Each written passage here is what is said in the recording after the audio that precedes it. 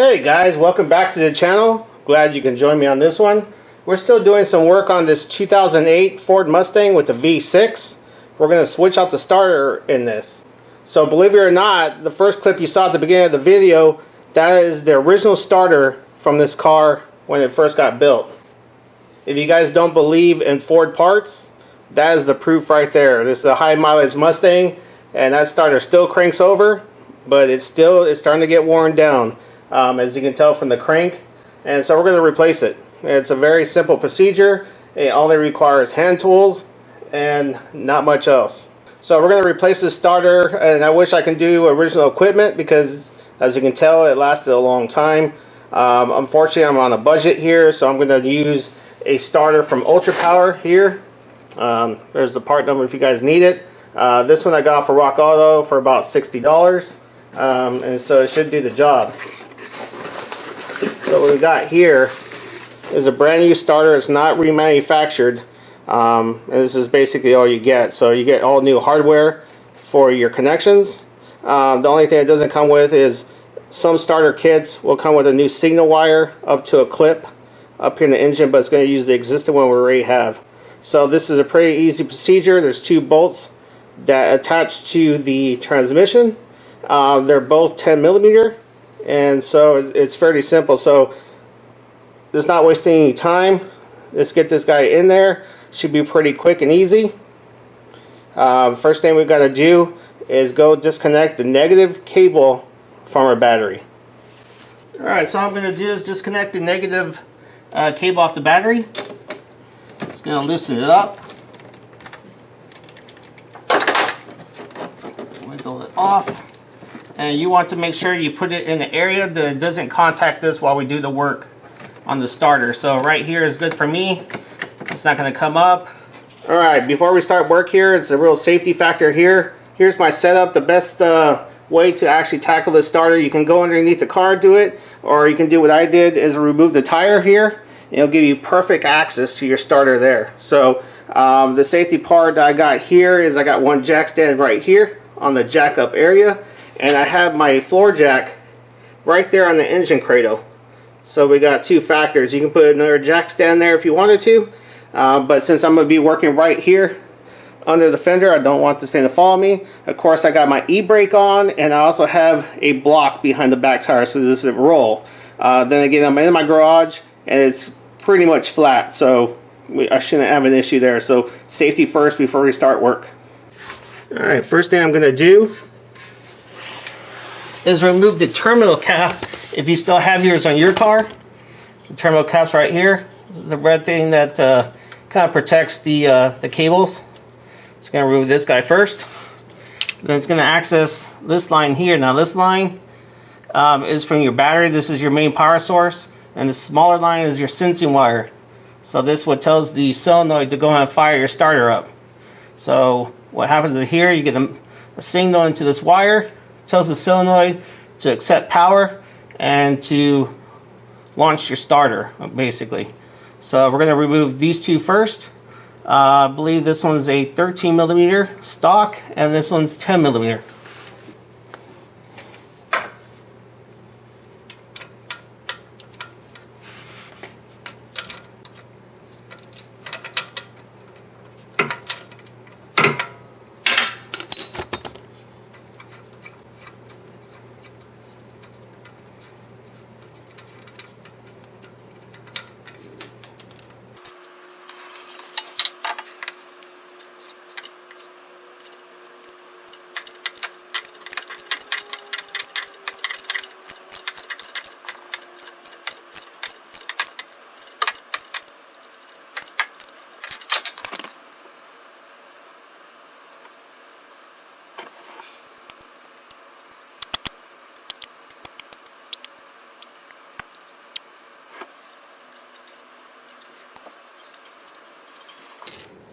Alright, once we got those two nuts off, we can go ahead and remove the two bolts off the starter.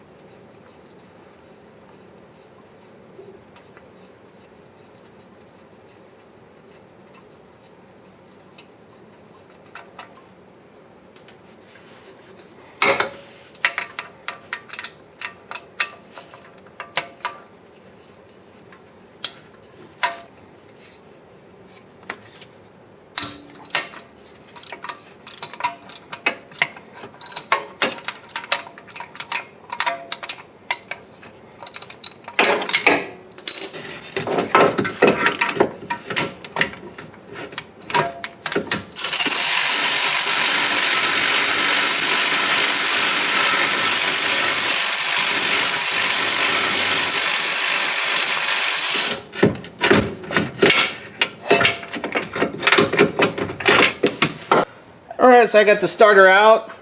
Compare them side by side here. They look to be the exact same. You can tell the old one, it was starting to actually rot away, believe it or not. You can tell it's supposed to be straight here. It's completely missing. So you can tell it's original and it's worn out. Engagement's still good. Gear still looks good. It's a little bit loose compared to the new one. Doesn't move at all. So anyway, so now will you install the new one? Alright, so before we install the starter, we want to make sure these terminals are completely clean here. We want solid contact with the new starter. So what I'm going to use is just a little of sandpaper here. And I'm just going to scruff these up. Make sure everything's clean.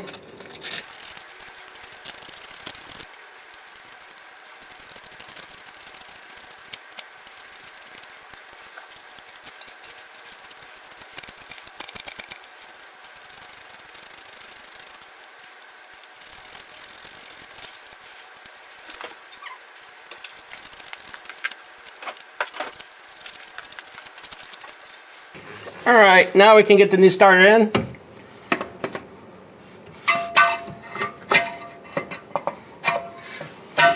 Line it right up. See if I can bring my hand over here to hold it for a second. There we go. I'll go ahead and start the bottom bolt. Just to take some of the weight away from my hand.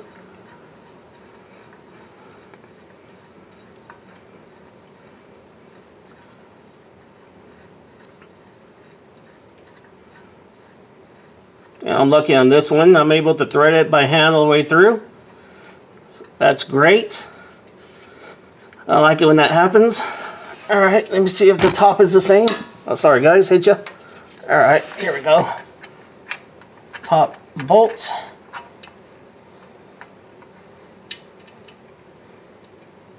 Oh, this one is the same. It looks like it's threading real nicely, so that's great. But I'm going to go ahead and use a tool for this one, just to save me some time.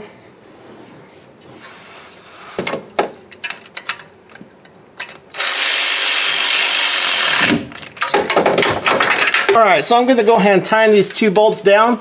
If you want a torque spec on this, it's hand tight, so which means it's between 15 and 25 foot-pounds when you say hand tight. So I believe the spec on these, you can double check. I believe it's only 18 pounds. So if you want to use a torque wrench for this, that's fine with you. That's up to you. I got some tool memory here, so I pretty much know how much torque to put down on these. Like I said, it's hand tight, so it's not going to go anywhere once you get to that spot. As long as I can get the tool on this top one and get some torque on here. Nope. Alright, I'm going to switch tools real quick. I wasn't able to put a socket around the solenoid. The solenoid sticks out a little bit too far here, so that's okay. We can just torque it down with this guy here.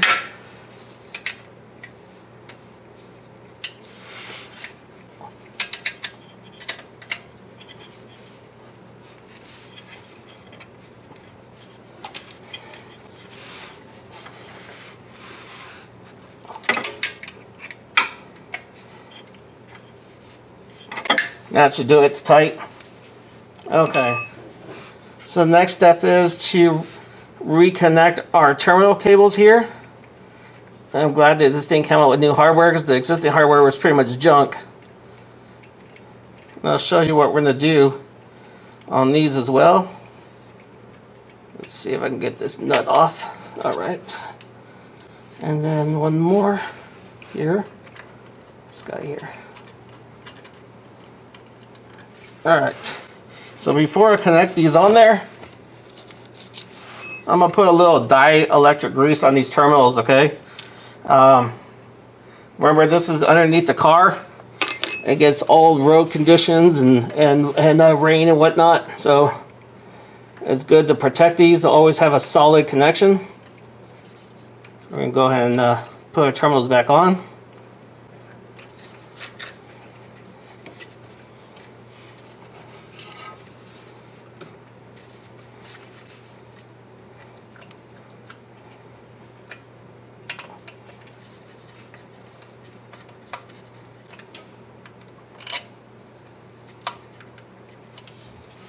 Alright, so when torquing these down, do not go crazy. It's going to be somewhat hand tight.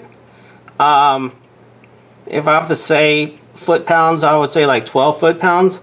The reason being, if you torque them too tight, you end up running the risk of actually damaging the stud that goes into the solenoid. So you don't want to do that. Just make sure that these are going to go on nice and snug. Don't go crazy with these, in other words.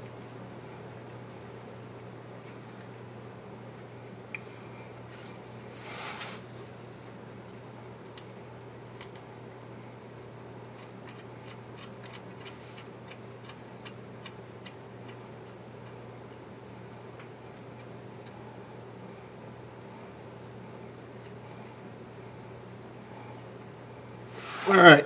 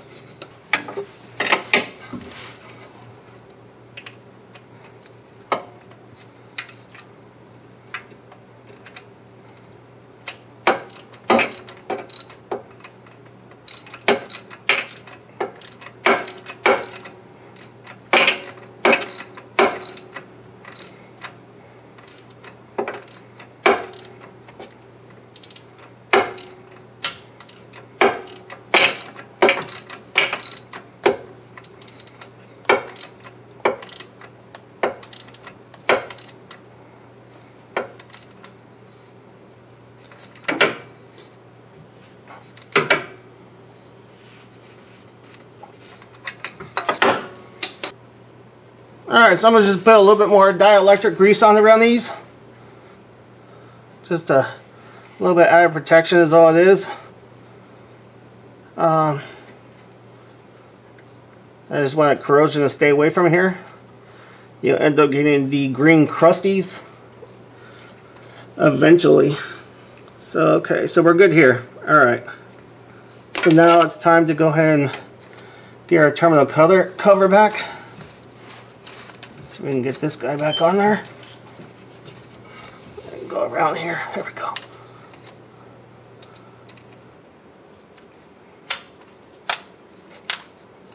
There we go.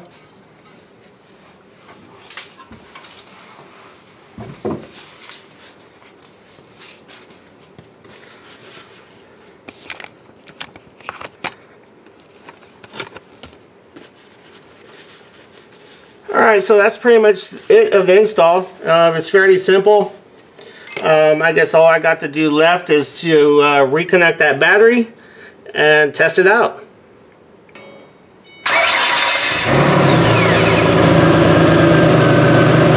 So that's pretty much it, folks. Sounds a whole lot better, much quicker, fired right up.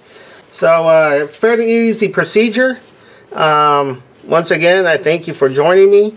I do hope this video helps you out. If it does, give me a thumbs up. It's going to help out the channel. Any comments, leave them down below and I'll answer them as they come in. And thanks for watching.